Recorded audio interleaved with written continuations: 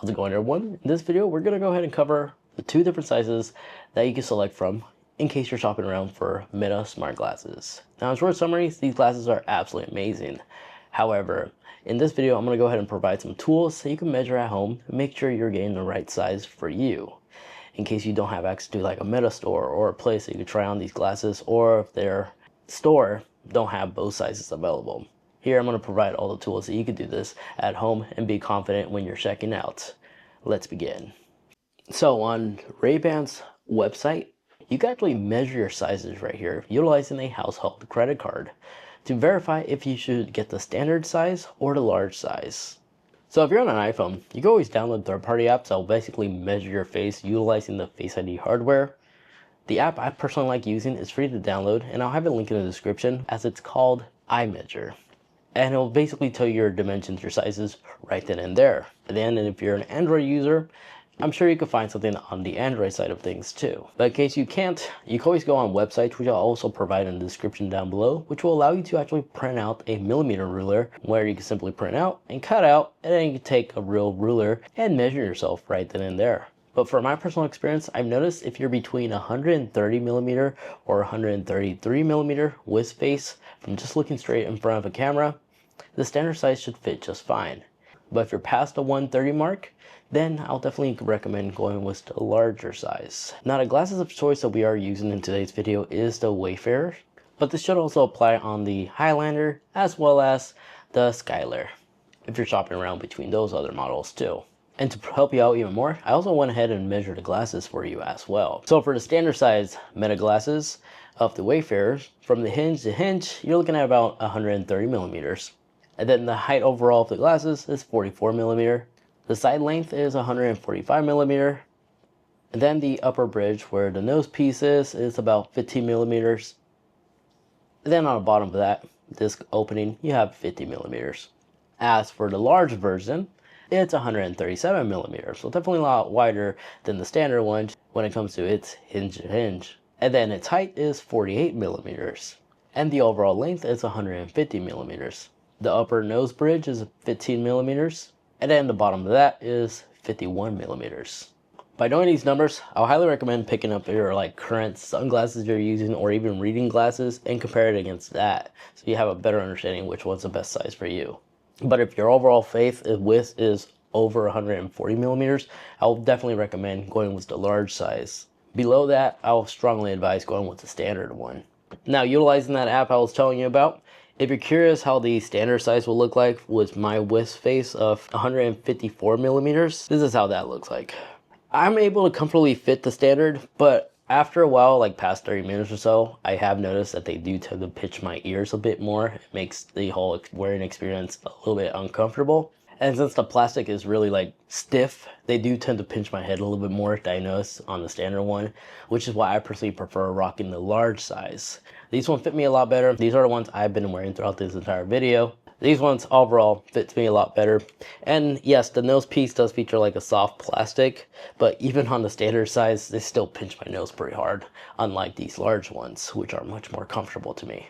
Now, the only thing I don't like about these Meta glasses is they're somewhat limited on sizes. You see, my spouse, as an example, she is unable to wear these because even these large ones are kind of tight on her, as she has more of a circular face.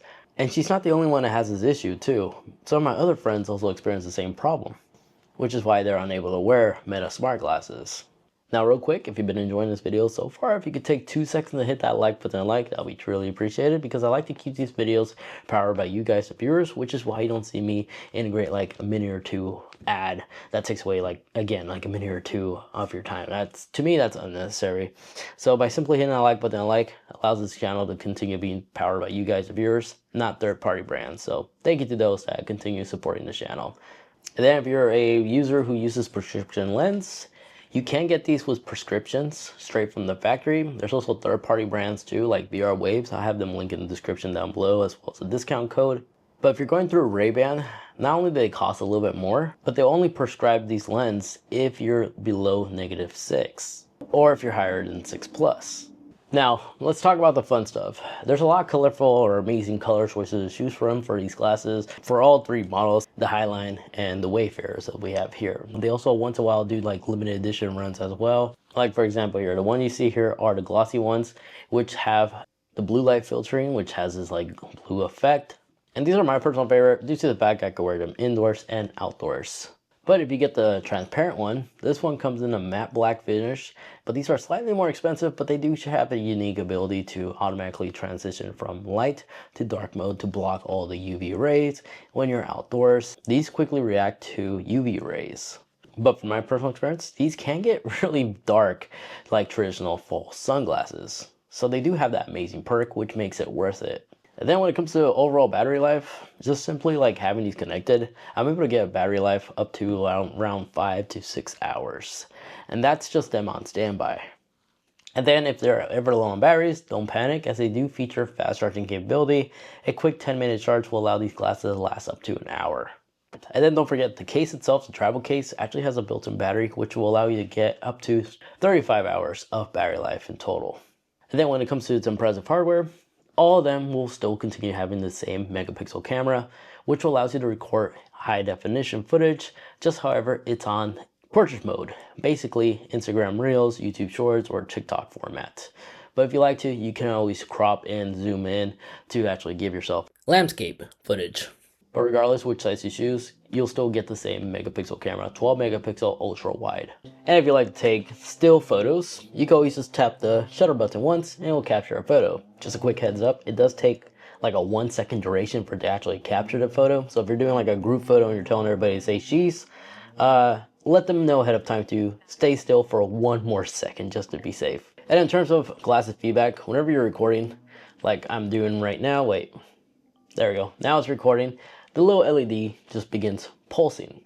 It's noticeable indoors, but outdoors I noticed this LED light's kind of hard to even notice that's recording. So it can be somewhat concerning to those that are concerned about privacy, but in reality, we are in 2025. There's vehicles with dash cams that record 24/7. Smart homes do the same thing too. And then everybody has like a cell phone in their pocket. If you're out in public, privacy is your least concerns.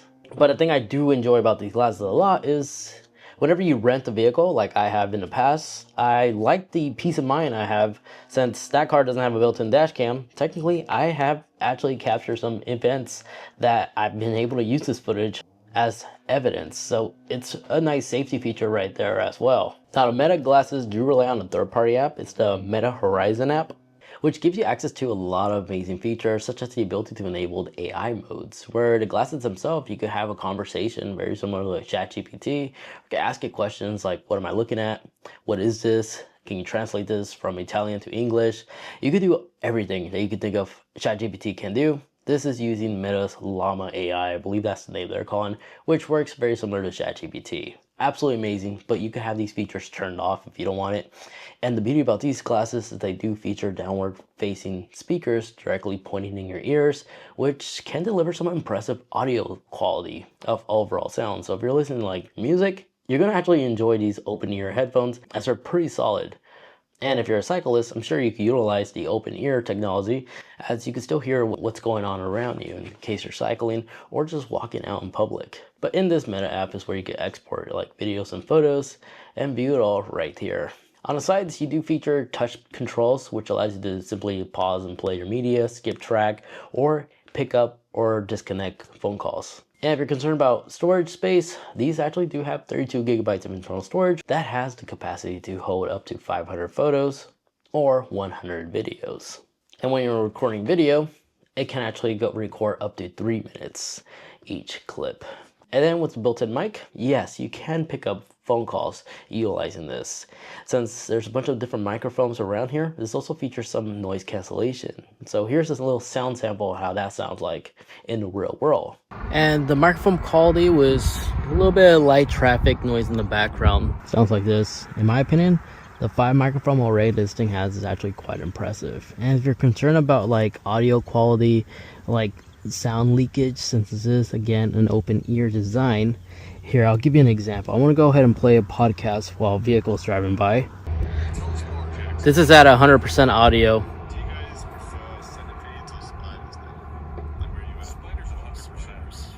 and this is about 50%.